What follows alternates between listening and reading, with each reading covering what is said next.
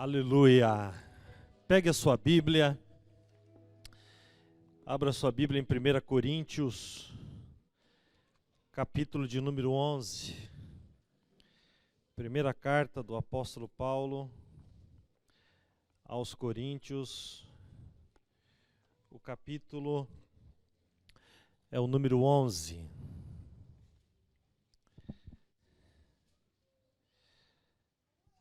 Aleluia. Quantos acharam? Digam amém. Versículo 1 e depois o 23, o 24, o 25 e o 26. Diz assim: sede meus imitadores, como também eu de Cristo.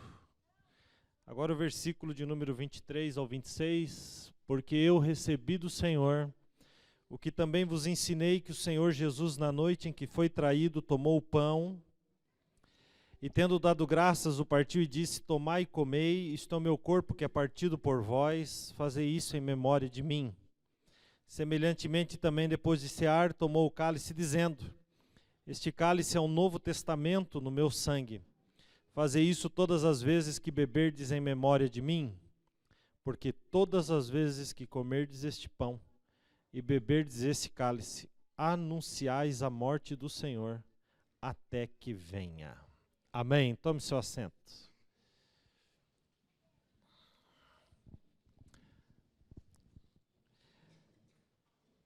Queridos, quando Paulo vai escrever a carta aos Coríntios, ele está diante de uma igreja muito parecida com as igrejas atuais. E então Paulo, por que se parece com as igrejas atuais? Era uma igreja que tinha sido fundada por ele próprio e que depois, à medida que o tempo foi passando, aquela igreja começou a entrar numa espécie de esfriamento de entendimento. O Espírito Santo se manifestava, o Senhor fazia coisas maravilhosas, mas essa igreja começou a ter, em alguns momentos e em alguns casos específicos, sérios desvios da fé cristã. Paulo então vai começar escrevendo essa carta e, ao que tudo indica, as pessoas começaram a achar que aquilo que elas sempre creram era uma loucura. Meu Deus, será que Deus existe mesmo? Será que Jesus realmente morreu por nós? Será que Jesus vai voltar para buscar a sua igreja? Será que Jesus... Enfim, esse tipo de questionamento que eu acho que é absolutamente até comum nos dias de hoje. Acredito que nos momentos em que a fé ela se abala, às vezes a gente faz esse tipo de questionamento com Deus. Senhor, será? Será que tu existe? Será que tu vai voltar para buscar a tua igreja? Será que aquilo que a gente ouviu a vida toda é isso mesmo? E então Paulo, entendendo que muitos começaram a crer de forma inversa no Evangelho e a crer que isso de repente fosse tudo uma grande loucura, que as nossas reuniões fossem uma loucura e que Deus não existisse coisa nenhuma. Então Paulo começa escrevendo Coríntios e ele começa a defender isso. E logo que ele inicia a carta, no versículo 18, ele vai dizer que a palavra de Deus é loucura para os que perecem, mas para nós que somos salvos, é o poder de Deus. Ele começa a fazer uma espécie de trocadilho com essa palavra loucura, porque só no primeiro capítulo ele cita isso 4 vezes. Ele cita dizendo que para o povo do mundo, o que a gente faz, naquilo que a gente crê, e às vezes até para muita gente dentro da igreja, é loucura. É loucura fazer campanha, é loucura. É loucura esse negócio de dobrar o joelho e ficar 1 hora de oração, isso é loucura. É loucura servir um Deus que eu não vejo, isso deve ser uma loucura. E ele vai dizer então que a palavra de Deus pregada, ela passa a ser uma loucura, mas é uma loucura para os que perecem, mas para nós que somos salvos é o poder de Deus. E aí ele vai mais fundo, e ele começa a dizer assim: vocês querem falar de loucura? Então vamos falar de loucura. E ele continua ainda no capítulo 1, porque tudo isso está no capítulo 1, ele vai dizer, no capítulo 1, no 21, ele diz que aprove a Deus, então, aprove a Deus, quis Deus, salvar os crentes pela loucura da pregação. Eu amo isso. Ele vai mais longe, e quando ele chega no versículo 27, esse era o 21, no 25, ele vai dizer assim, até porque a loucura de Deus é mais sábia do que toda a sabedoria dos homens. E aí ele vai escrever o versículo que eu amo, ele diz assim, por isso, Deus escolheu as coisas loucas desse mundo para confundir as sábias.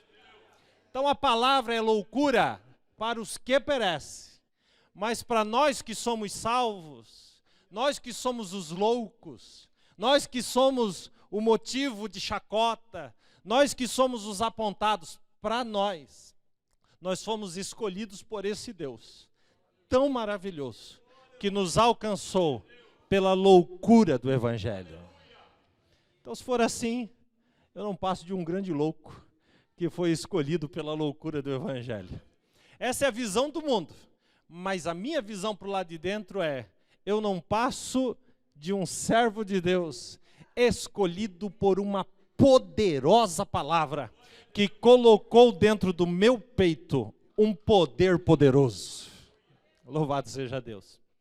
Dada essa introdução, ele começa a discorrer na carta, e ele vai dizer então, que ele faz essa introdução, e quando ele entra no capítulo 2, ele vai deixar bem claro, que para entender a loucura que ele escreveria, não poderia ser um louco qualquer, teria que ser um louco cheio do Espírito Santo.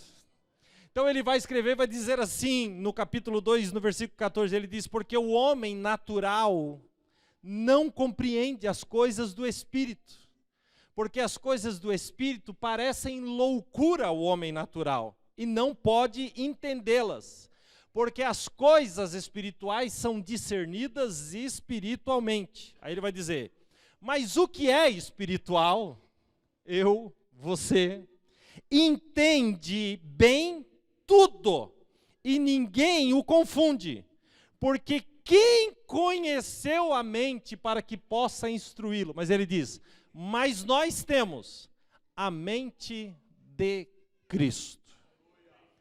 Dada isso, essa introdução, então ele vai confrontar os problemas da igreja. Ele vai confrontar o pecado da igreja. E ele vai escrever sobre vários assuntos na igreja. Ele começa a tratar de dissensões, de vanglória humana, de impureza. Ele fala para os casais, ele fala para os solteiros, ele fala de sacrifício a ídolos, ele fala de liberdade cristã. Quando ele confronta todos esses pecados, observe. Primeiro ele fala de uma palavra poderosa. Você tem que acompanhar isso, querido, porque no final você tem que entender. Depois ele confronta o pecado. Aí no capítulo de número 11, ele está prestes a entrar na mesa, na ceia. Ele está prestes a escrever o texto áureo, né, das epístolas no que diz respeito à Santa Ceia do Senhor. E no contexto, para entrar nesse assunto, ele simplesmente tira do nada a seguinte frase: sede meus imitadores, como eu sou de Cristo. Quando a gente olha de forma natural para esta expressão dele, qual é a primeira coisa, seja sincero, qual é a primeira coisa que te vem na mente? O cara está se achando. O cara se acha, hein? O cara está dizendo que, me imitem, porque eu imito Cristo, de tal forma que me imitando, vocês estarão imitando a Cristo. Rapaz, o cara se acha. Essa primeira percepção que a gente tem é uma percepção natural. Por que natural? Porque um cidadão que diz um negócio desse só pode estar se achando. Mas quando, e ele nos alertou, ele diz, o que eu vou escrever daqui para frente só vai entender quem é espiritual. Então, quando ele escreve esta expressão, em nada, ele está sendo arrogante. Ao contrário disso, ele convoca homens espirituais para entender o poder desse versículo e dessa frase.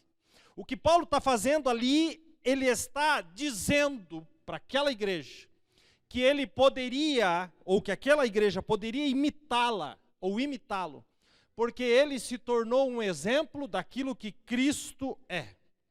Paulo estava dizendo, eu me tornei um referencial, mas não de mim mesmo. Eu me tornei um referencial de Jesus. Ele se torna um referencial de Cristo para os outros. Por quê? Porque Cristo vivia em Paulo. Então, quando a gente começa a ler o que Paulo escreveu, e hoje eu só vou citar o que Paulo escreveu, não vou citar nenhum outro personagem bíblico, escritor bíblico, a gente começa a entender que o que Paulo estava dizendo com esse versículo, Paulo estava dizendo assim, sede meus imitadores como eu sou de Cristo, porque ele sabia que ao imitar Cristo, ele estava se anulando para que a glória de Cristo se manifestasse através dele. Então observe como a gente começa a entender de forma diferente. É como se ele dissesse, a partir do momento que eu imito Cristo, não sou mais eu que governo a minha vida, mas é o Cristo que eu imito que passa a governar a minha vida. O que Paulo está nos dizendo é claro, quando imitamos Cristo não é você mais que comanda, quando imitamos Cristo quem comanda é Cristo. O que Paulo está dizendo é isso. E na igreja de hoje, dessa geração, a gente precisa de homens e mulheres que sejam referenciais, não de si mesmos, mas referenciais de Jesus. Quem está entendendo isso, diga amém. Precisamos desses referenciais. Então, por mais que nos frustramos com a humanidade, nós temos que entender que ainda hoje pode sim existir pessoas que sejam verdadeiros referenciais de Jesus Cristo. Pastor, o que é imitar Cristo? Imitar Cristo é imitá-lo na sua negação. Imitar Cristo é imitá-lo no seu amor. Imitar Cristo é imitá-lo no seu sacrifício. Imitar Cristo é imitá-lo no seu perdão. Imitar Cristo é imitá-lo naquilo que ele era, no amor que ele tinha. Isso é imitar a Cristo. Então, quando ele começa a escrever, ele vai dizer isso. O que é imitar Cristo? É pensar como Cristo. Por isso que no capítulo 1, no capítulo de número 2, no versículo 16, ele diz, nós temos a mente de Cristo. O que é ter a mente de Cristo? É pensar como Cristo. Por quê? Porque quando seguimos Cristo, refletimos Cristo. E se refletimos Cristo, há uma esperança de glória. Deixa eu dizer uma coisa para vocês. A gente tem uma esperança de que a glória de Deus venha sobre nós, mas quando imitamos Cristo, nós nos tornamos a esperança da manifestação dessa glória. Irmão, preste muita atenção, porque essa palavra pode mudar a sua vida e o entendimento seu. Quando Paulo vai escrever em Colossenses 1, 26 e 27, ele fala, o mistério que esteve oculto desde todos os séculos, em todas as gerações, que agora foi manifesto aos seus santos, aos quais Deus quis conhecer quais são as riquezas da glória deste ministério entre os gentios. Qual que é a riqueza dessa glória? Ele vai escrever dizendo, Cristo em vós, esperança de glória. Então a esperança da manifestação da glória passa por aquilo que imitamos, que nos tornamos, Senhor. Então, querido, se filho de peixe é peixinho, se filho de humano é humaninho, filho de Cristo é Cristinho, aleluia, somos Cristo andando, somos Cristo falando, somos Cristo abraçando, porque Cristo vive em nós, aleluia, louvado seja o santo nome do Senhor. Então quando Paulo diz, sede meus imitadores, ele não está falando da glória humana, da glória passageira, mas ele está falando de um povo que refletiria a glória de Deus. Se somos seus imitadores, é porque fomos justificados. E o próprio Paulo, escrevendo lá em Romanos 5, ele vai dizer: sendo, pois, justificados pela fé, temos paz com Deus por nosso Senhor Jesus Cristo, pelo qual também temos entrada pela fé a esta graça. E ele vai escrever: no qual estamos firmes. Agora observe: e nos gloriamos na esperança da glória de Deus. Então a glória é de Deus. Se eu sou a esperança, ou se a esperança dessa glória passa por mim, não está se referindo à minha glória humana, mas está se referindo à glória daquele que nos criou. Resultado disso que eu estou dizendo: sem buscar glória humana, mas somente a glória de Deus, nos tornamos imitadores de Cristo. Como isso se dá, pastor? Quando a gente anda, é como se Cristo estivesse andando. A gente só pisa onde Cristo pisaria. A gente só faz o que Cristo faria. A gente só chega como Cristo chegaria. A gente só sai como Cristo sairia. A gente só abraça como Cristo abraçaria. A gente só fala como Cristo falaria. A gente só pensa como Cristo pensaria. A tal ponto que quando o cidadão passa, a pessoa fala: é ele que está falando ou é Jesus que está falando? É ele que está agindo ou é Jesus que está agindo? É ele que está respondendo ou é Jesus que está respondendo? É ele que está me aconselhando ou é o próprio Jesus que está me aconselhando? De modos que a glória de Deus se manifesta através daqueles que imitam Jesus profundamente nas suas vidas, na sua conduta e no seu jeito de ser. Oh, louvado seja Deus! Então Paulo está dizendo: olha para mim. Quando ele diz: sede meus imitadores, está dizendo: olha para mim, não existe glória humana. Olha para mim, a glória é de Jesus. E se a glória é de Jesus, sede meus imitadores, como eu sou de Cristo. Aleluia, aleluia, aleluia. É quando Cristo se manifesta através de nós. Tem um texto, gente, em 2 Coríntios, tudo escrito por Paulo, viu? Tudo escrito por Paulo. Tem um texto em 2 Coríntios, no capítulo 4, que é tremendo. Ele vai dizer assim no versículo 6, porque Deus que disse que das trevas resplandecesse a luz, preste atenção, é quem resplandeceu em nossos corações para a iluminação do conhecimento da glória de Deus na face de Jesus Cristo. Agora observe: temos, porém, este tesouro, o tesouro da glória, em vaso de barro. Então o Paulo está dizendo assim: não é eu, o barro que vocês vão imitar, mas é o tesouro que está dentro do barro. E ele vai escrever: para que esse tesouro em vasos de barro, temos esse tesouro em vasos de barro, para quê? Para que a excelência do poder seja de Deus e não de nós. E ele vai continuar dizendo: em tudo, o barro, em tudo somos atribulados, mas nós não somos angustiados. Somos perplexos, mas não somos desanimados. Somos perseguidos, ele diz, mas não somos desamparados. Somos abatidos, mas não seremos destruídos.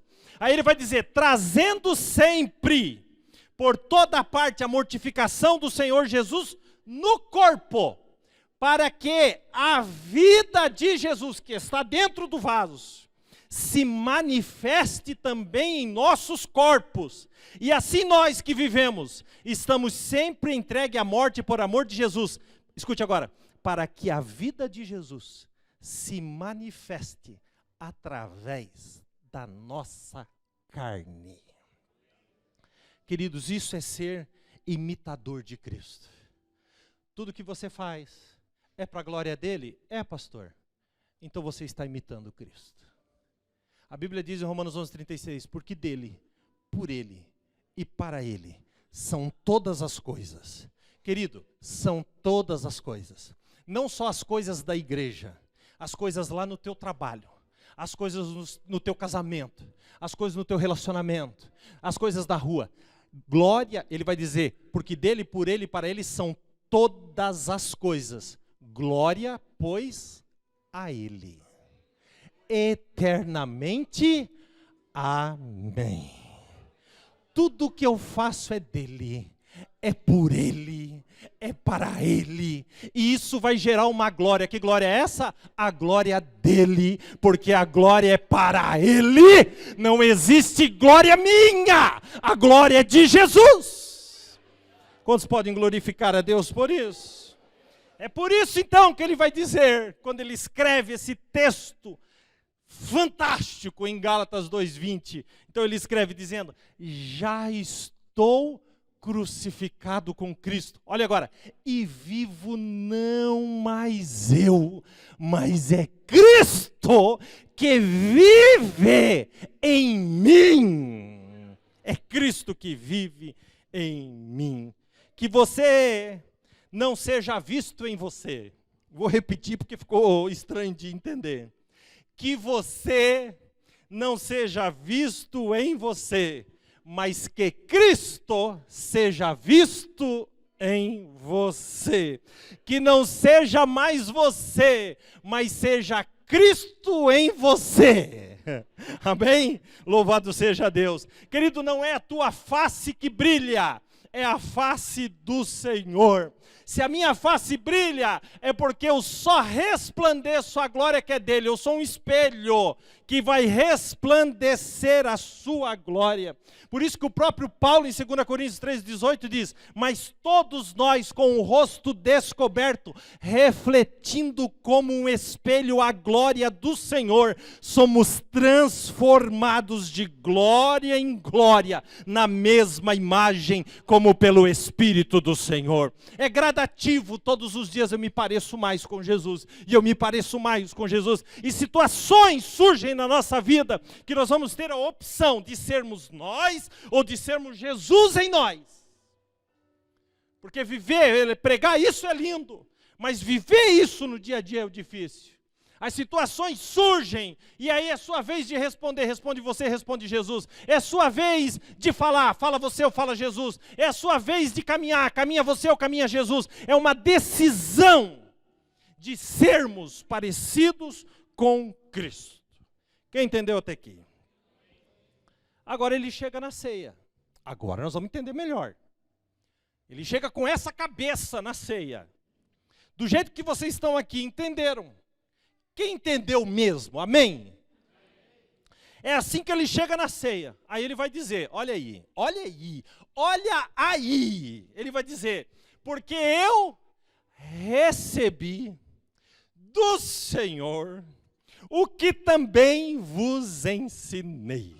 Olha aí, ele está aqui, o povo está aqui, Jesus está aqui. Então ele diz assim, o que eu recebi do Senhor, eu ensinei. O que ele disse, eu falei. O que ele fez, eu fiz. O que ele falou, eu preguei. Porque eu só passo aquilo que eu recebo.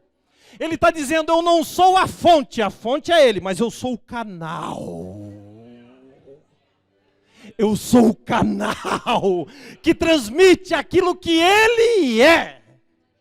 E é por isso que ele diz, aquilo que ele pensa é o que eu penso, aquilo que ele fala é aquilo que eu vou falar. Aquilo que ele dá, eu entrego. Ele diz, sede meus imitadores. Então, o que Paulo está querendo dizer é que ele só pode ensinar aquilo que ele aprende. Entre o receber e o ensinar, entre o receber e o ensinar, tem a prática. Tem a prática. Querido, se você não pratica aquilo que te ensinam, você é morto naquilo que aprendeu. Por isso que eu digo, e repito todos os domingos, ouvir a palavra de Deus no domingo à noite é bom, mas muito melhor é praticar isso. Porque senão você é morto naquilo que você ouve. Você só é vivo naquilo que você ouve quando você ouve e pratica. Aí então você passa a viver esta palavra. Então Paulo deixa claro que a fonte do ensinamento não é ele. A fonte do ensinamento é o Senhor. O canal é Paulo. Então ele vai dizer, porque o que eu recebi do Senhor, também vos ensinei. A ceia é compartilhar aquilo que recebemos de Cristo. e passamos para os demais. Já disse isso, vou repetir. Nós não somos receptores de evangelho. Nós somos transmissores de evangelho. Vou repetir isso de novo. Você não está aqui com uma antena receptora na sua cabeça. Por quê? Porque eu prego, você recebe e para em você. Você está aqui com uma antena transmissora. Aquilo que eu prego passa na sua mente e você transmite para os demais. Se você está aqui com uma antena receptora, você não é discípulo, nem crente você é um consumidor. Num mundo de consumistas, querem receber, mas não querem transmitir. Morre nele. Querido, se morre em você, você é um consumista do evangelho. Mas se você, ao invés de simplesmente receber, transmitir, então você não é mais um consumista, porque aquilo que você recebe, você transmite. Então você passa a ser um discípulo de Jesus. Você passa a ser alguém parecido com Cristo, que veio a esta terra transmitir aquilo que o Pai era, porque eu recebi do Senhor o que também vos ensinei. Bom, se eu sou um imitador de Cristo e entro no texto da ceia, eu tenho que imitar Cristo no texto da ceia também. Quem está entendendo? Então, se Cristo é o Cristo que transmite, eu entro na ceia sabendo que isso não pode morrer em mim, mas que amanhã eu tenho que anunciar para os quatro cantos que Jesus morreu, ressuscitou, está à direita de Deus e em breve voltará. Eu recebo do Senhor. Aí o texto continua dizendo, porque na noite em que o Senhor Jesus foi traído. Ele foi traído numa noite. O pior momento da sua vida foi aquela noite. Como preguei na ceia passada, não existe sacrifício sem obediência. A obediência se deu naquela noite. A obediência se deu na ministração da ceia. A obediência se deu no Getsemane. Ele concluiu a obediência para fazer o sacrifício no dia seguinte. Então ele foi obediente naquela noite, porque na noite em que ele foi traído, por pior que seja a noite vai passar. Por pior que seja a noite, o propósito depois da noite é muito, mas muito maior. O propósito é maior do que os nossos problemas. O propósito é maior do que a dor. O propósito é maior que o desespero. O propósito é maior do que a prova. O propósito é maior do que a luta. O propósito é maior do que a dor. Isso é muito específico para alguém que está aqui nessa noite. O propósito é maior do que isso que você está vivendo. A noite vai passar. O propósito vai chegar. E Deus vai fazer grandes coisas na sua vida. Aleluia. Na noite em que ele foi traído, ele toma o pão e tendo dado graças, ele parte o pão. Se eu sou como Cristo, e o Cristo pega o pão e parte o pão e diz, este é o meu, que é o quê? Para mim. Esse é o meu corpo que é partido para mim. É isso que ele diz? Não. Ele diz, esse é o meu corpo, que é partido por vós. É um tapa em nós. Está dizendo, evangelho é isso. Você é partido para os outros. Evangelho não é você vivendo para você. Evangelho é você vivendo para os outros. Evangelho não é você orando só por você, é você orando pelos outros. Evangelho não é você chorando só por você, evangelho é você chorando pelos outros. Evangelho é o outro. Então ele diz, esse é o meu corpo que é partido por vós. Se eu sou um imitador de Cristo, o que eu tenho que fazer com a minha vida? É complicado, porque a gente vai gostando da mensagem, mas a mensagem é igual uma morsa. Ela vai girando, quem sabe o que é uma morsa aqui, sabe, né? Ela vai girando assim, vai apertando. Bom, se eu sou um imitador de Cristo, porque agora há pouco eu disse, nós somos imitadores de Cristo, e você levantou a mão para cima, amém. Fez até uma cara de profeta, foi tão lindo.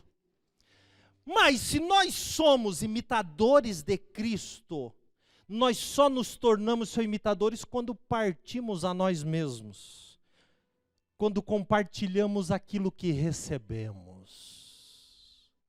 Quando somos partido e compartilhamos o Cristo que vive em nós.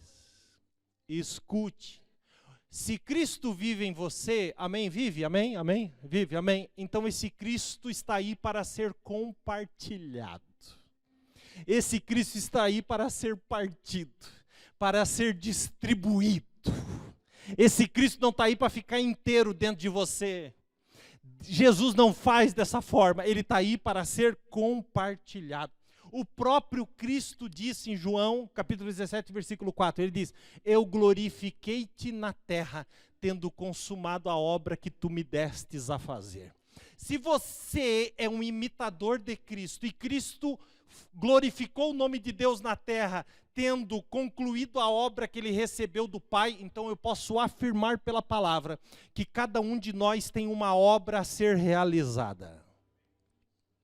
Porque se somos imitadores de Cristo, cada um de nós tem uma obra a ser realizada. Onde Deus é glorificado na nossa vida? Onde, pastor? Onde? Me responde onde? Quando nós concluímos a obra que ele nos deu. Cada um de vocês recebeu uma obra do Senhor. Você não recebeu obra de pastor, você não recebeu obra de obreiro, você não recebeu obra de amigo, de igreja. Você recebeu uma obra do Senhor. Você quer glorificar Deus na terra? Sim, pastor. Muito mais do que um levantar de mãos e um grito de aleluia, glorificar Deus na terra é cumprir o propósito que Ele colocou na sua vida para cumprir nesta terra. A pergunta é, você está cumprindo o propósito da sua vida nesta terra, sim ou não? Sim. Glória a Deus, o nome de Deus está sendo glorificado na sua vida. Você pode se levantar nessa noite e dizer, pode me imitar, ser de meus imitadores como eu sou de Cristo. Agora, se você está longe de cumprir o propósito de Deus nessa terra, pare um pouco de tanto pensar nas coisas dessa vida e se volte um pouco mais para as coisas de Deus, porque tem uma obra que Deus colocou nas tuas mãos, nas mãos de cada um de nós aqui para realizar. Não se esqueça disso. Não se esqueça disso. Então existe uma obra, e nós devemos ser partidos. É por isso que Paulo escrevendo, porque antes que venha alguém, mas não sei, é porque Deus é soberano, no tempo de Deus, Deus vai fazer. Meu querido, o tempo de Deus é hoje. Hebreus, o escritor aos Hebreus, escrevendo, ele diz assim, antes exortai-vos uns aos outros no tempo que se chama hoje. O tempo de Deus não é ontem, o tempo de Deus não é amanhã, o tempo de Deus é hoje. Eu já preguei uma vez aqui sobre a frase de Faraó, quando Moisés disse para Faraó, deixa o povo de Deus ir, e Faraó disse, amanhã.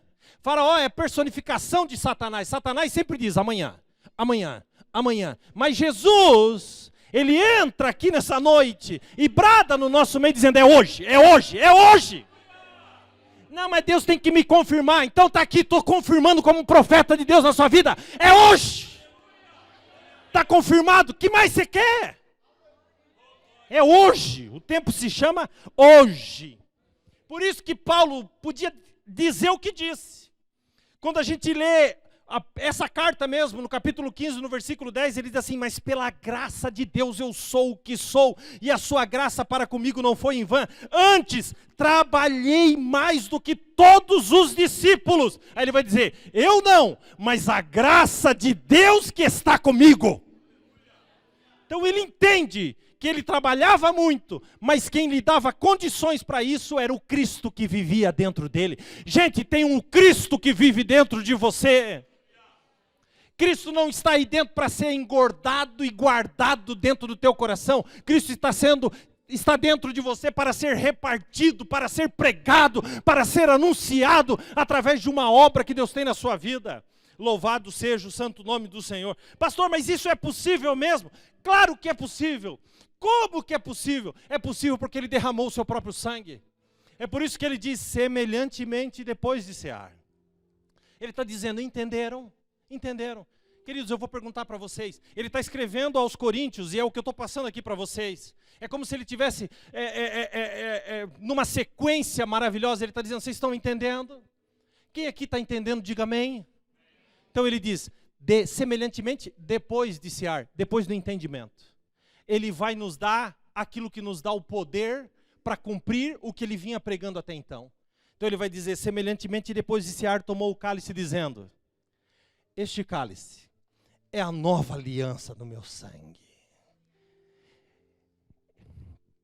Toda vez que um rei regia um documento, ele escrevia o documento, ou quem quer que seja, quando terminava, o rei chegava ali, e se aquilo estava de acordo com aquilo que ele fez, ou com aquilo que ele mandou escrever, está de acordo? Sim, está de acordo. Então o rei mandava trazer, essa é a verdade, é a verdade. Então o rei colocava o seu anel, e no seu anel tinha os dizeres dele e do seu reino.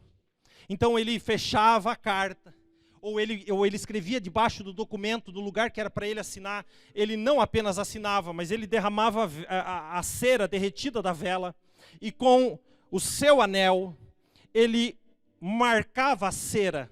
Então aquela cera ficava marcada, e aquela marca do anel era mais poderosa do que a assinatura dele. A marca dele. Era a marca dele. Então, quando Jesus, e nesse entendimento que estou trazendo para vocês aqui nessa noite, é como se o Senhor chegasse no final e dissesse assim, tudo que ele está falando, Paulo, tudo que está sendo pregado, tudo tem uma validade. Mas quem valida? É Paulo? Não. Então ele diz, eu tomo um cálice, e esse cálice é o Novo Testamento no meu sangue. No meu sangue. Uma nova aliança.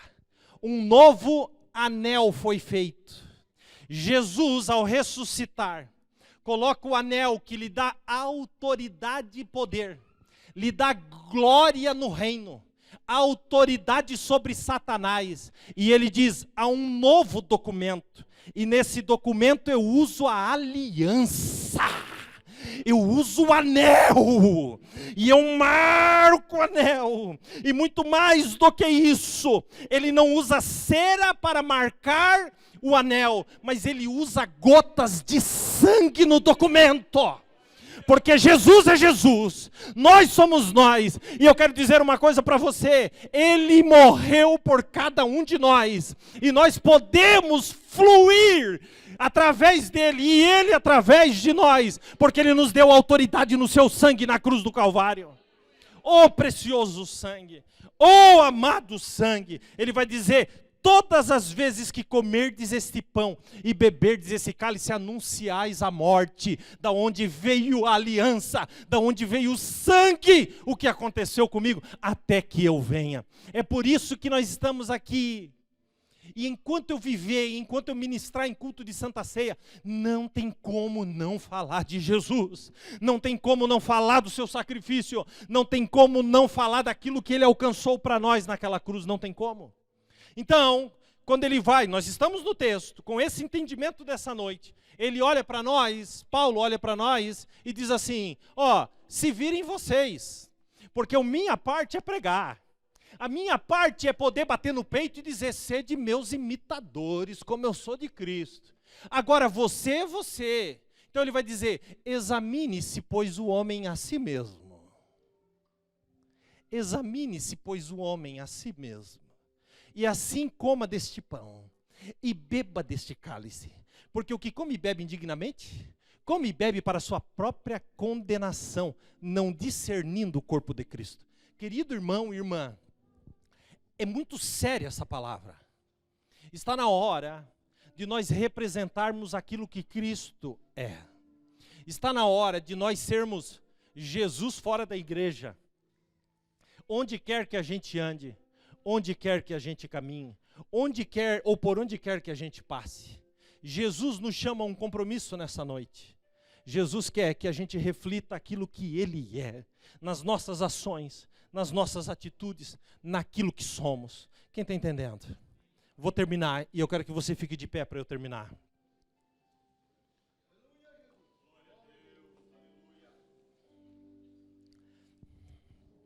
Então vamos lá. Escute, vou terminar. Corinto, então, a carta do apóstolo Paulo aos Coríntios pode ser dividida em 3 partes. Redobre sua atenção agora. Porque quando a gente levanta, dá vontade de olhar o relógio, olhar para o lado, olhar para baixo, olhar para cima, olhar para o teto, perder a atenção. Olhe para mim.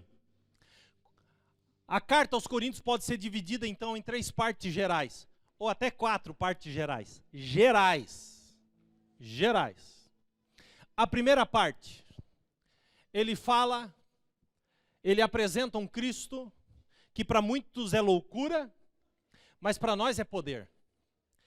Depois, ele confronta o pecado. Está aí, do capítulo 3 até o capítulo de número 10. Ele confronta o pecado. No capítulo de número 11, ele passa pela mesa. Nós lemos todo mês aqui, Coríntios 11, 23 em diante. Só que o que vem no 12, capítulo 12, capítulo 13? Isso talvez você não saiba ou não lembre, mas eu vou te dizer. No capítulo 12 e no capítulo 13, Paulo vai falar sobre dons espirituais. Dons espirituais. Paulo vai falar sobre a ação do Espírito Santo. Se você não entendeu, eu vou te explicar. A palavra, ela é pregada. A palavra confronta os nossos pecados. O que a gente faz com os nossos pecados? A gente passa pela mesa do sacrifício. Os pecados são perdoados e a iniquidade é sarada. Quando saímos disso, entramos então nos dons espirituais e na ação do Espírito Santo. Vou repetir isso para você. Primeira palavra. Depois o confronto contra o pecado. O perdão. A ação do Espírito Santo na minha vida. A gente tem confundido muitas coisas, porque a gente quer viver a ação do Espírito Santo sem passar pelo confronto com o pecado. A gente quer tomar da ceia sem receber a palavra. Querido, não existe mágica, existe uma sequência gloriosa, um caminho, e Jesus disse, eu sou o caminho. Existe um caminho nessa noite. Escute, a palavra foi pregada. O teu pecado foi confrontado. Nós vamos entrar na ceia. A ceia é sacrifício. A ceia é perdão. A ceia é compartilhamento. A ceia é poder. A ceia nos purifica. A ceia nos lembra que Ele morreu por nós.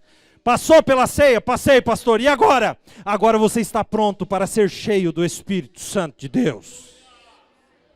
Então a gente quer ser cheio do Espírito Santo, mas quer ficar com os mesmos pecados. Então a palavra vem, nós somos confrontados e na hora de passar na mesa, a gente corre ao redor da mesa e quer ser cheio do Espírito Santo. Mas o Senhor está aqui nessa noite dizendo, ninguém é cheio do Espírito Santo sem passar pelo meu sacrifício.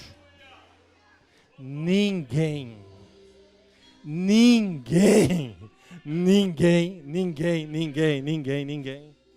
Então o que acontece? As pessoas vêm aqui toda a ceia, ouvem a palavra, têm seus pecados confrontados, levam a mão na mesa. E daí? Daí o que, pastor? Qual que é a diferença entre comer indignamente e não comer indignamente? Vou dar a resposta agora para você. O que é comer indignamente? Ouvi a palavra, meus pecados foram confrontados. Eu levo a mão na mesa, como e volto para os meus pecados. Indigno. Você está comendo e bebendo para a sua própria condenação. Pastor, o que é comer dignamente? Vamos lá. Eu recebo a palavra, tenho os meus pecados confrontados e já chego na mesa me arrastando. Jesus me perdoa. Jesus tem misericórdia. Come e bebe. E daí? E daí eu vou para frente, ser cheio do Espírito Santo de Deus, deixando os meus pecados para trás. Você vai participar da mesa. Indigno ou digno? Não, pastor, estou cheio de pecado aí, é melhor não participar. Não, meu filho, não é para isso que eu estou pregando. Se a palavra confrontou os teus pecados, a mesa está aqui, peça perdão para Ele. Se arrependa das suas misérias. Participe do sangue que cura, do sangue que salva, do sangue que perdoa. Mas não pare, continue caminhando, porque Ele quer te dar dons espirituais. Ele quer colocar língua estranha na tua boca, Ele quer encher a tua vida do seu Espírito Santo. Oh, que coisa gloriosa! Dignos ou indignos? Dignos ou indignos?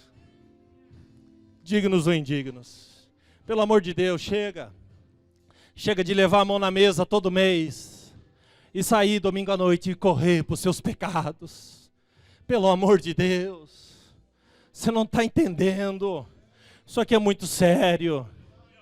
E se você está aí com a mão na consciência, pensando, então eu não vou nem participar, é porque você ama mais os seus pecados do que o sacrifício dele. Você ainda não entendeu o que é isso aqui. Ele morreu por você. Esse culto tinha que ser um culto de profundo arrependimento e dizer: chega! Chega de pecados! Então a mesa vai estar aqui, o corpo dele chegará na tua mão, a aliança chegará na tua mão, e quando a gente bebe dignamente, escute, se a gente beber dignamente essa noite, vou terminar, se a gente beber dignamente essa noite, nós daremos um passo para daqui 2 semanas na EBF. Chegarmos aqui, desse lado da mesa, não do lado de lá, desse lado da mesa. Escute o que eu vou dizer. O Senhor, conforme o seu querer, distribuirá dons espirituais no nosso meio, mas só para quem está desse lado da mesa. Só para quem está aqui. Agora, se você participar e voltar correndo para os seus pecados, esquece. Não pense que você vai mergulhar nas águas do Espírito. Não pense. Não pense. Amém? Eu quero fazer uma oração, para depois partirmos para a Santa Ceia. Existe alguém aqui nessa noite que gostaria de entregar a sua vida para Jesus? Dizer: eu quero receber essa oração, eu quero entregar a minha vida para Jesus nessa noite. Alguém que está afastado dos caminhos do Senhor? Tem alguém? Faz um sinal com uma das mãos. Existe alguém? Pergunte aí para a pessoa que está do seu lado: você quer receber essa oração? Eu vou lá na frente com você. Existe alguém? Existe alguém? Faz um sinal. Não? São esses? Muito bem. Querido, nós vamos orar. E eu posso ficar aqui orando a noite inteira, mas o texto diz: examine-se o homem a si mesmo. Então curve a sua cabeça e faça um autoexame. Ou em nome de Jesus. Talvez tudo que você precisa dizer para Jesus nessa noite é: eu sou um indigno. Eu levo a mão na mesa e volto voando para os meus pecados. Eu sou um indigno. Muda a minha vida, muda a minha história, muda aquilo que sou, que eu possa ser um Cristo onde quer que eu esteja, em tudo que eu fizer e colocar a mão, não seja eu, mas seja Jesus fazendo. Pai, em nome de Jesus eu te louvo. Em nome de Jesus eu te agradeço. Como é bom, Senhor, estar aqui na tua presença. Como é bom, Senhor, estar diante da mesa. Tua palavra foi pregada. Os pecados, Senhor, foram confrontados. E aqui está a mesa. A mesa que nos lembra daquilo que tu fez na cruz do Calvário. A mesa do sacrifício. A mesa da nova aliança. A mesa, Senhor, onde nós nos lembramos que o teu corpo, Senhor, foi ferido e moído por nós. Está aqui, Senhor, bem na nossa frente. Levamos a mão, Senhor, como indignos, se participarmos hoje e amanhã corrermos para os nossos pecados. Mas existe uma dignidade naquele que se arrepende dos seus pecados, se achega à mesa, participa, mas não para aqui, continua andando para frente. Eu acredito, Senhor, num derramar do teu Espírito sobre esta igreja nesses dias. Eu acredito, Senhor, que tu vai nos encher da tua glória e da tua presença. Eu acredito, Senhor, que tu vai distribuir dons de cura, dons, Senhor, de mistério, de interpretação de língua. Eu acredito que tu vai distribuir dom de profecia. Eu acredito, Senhor, que tu vai distribuir, Senhor, dons de palavra, de ciência, de sabedoria. Eu acredito, Senhor, que tu vai derramar sobre nós. Meu Deus, que sejamos barro, mas que o tesouro depositado em nós, Senhor, não seja para nossa glória, mas seja para a tua glória. Senhor, que essa noite seja uma mesa de dignos. Dignos, Senhor, que se arrependem dos seus pecados. Dignos, Senhor, que aceitam o teu sacrifício, que te pedem perdão nessa noite. Dignos, Senhor, porque vão continuar caminhando para receber do teu Espírito, para ser cheio da tua glória. Pai, em nome de Jesus, cada um de nós tem uma oração. Senhor, perdoa os pecados nessa noite. Senhor, restaura as vidas. Transforma, Senhor, o caído. Levanta o oprimido. Cura o abatido. Pai, em nome de Jesus, Pai. Em nome de Jesus eu oro. Em nome de Jesus eu oro. Perdoa, Senhor. Perdoa. Porque tu é lindo, tu é maravilhoso. Perdoa todas as vezes que preferimos o pecado à mesa. Perdoa todas as vezes que negamos o teu nome, Senhor, esse mês. Perdoa-nos, Senhor. Tem misericórdia da nossa vida. Que possamos participar nessa noite, Senhor, com humildade, com um coração singelo na tua presença. Para logo mais, Senhor, logo mais, sermos cheios da tua glória. Pai, em nome de Jesus nós te pedimos e nós te agradecemos. Amém. Amém.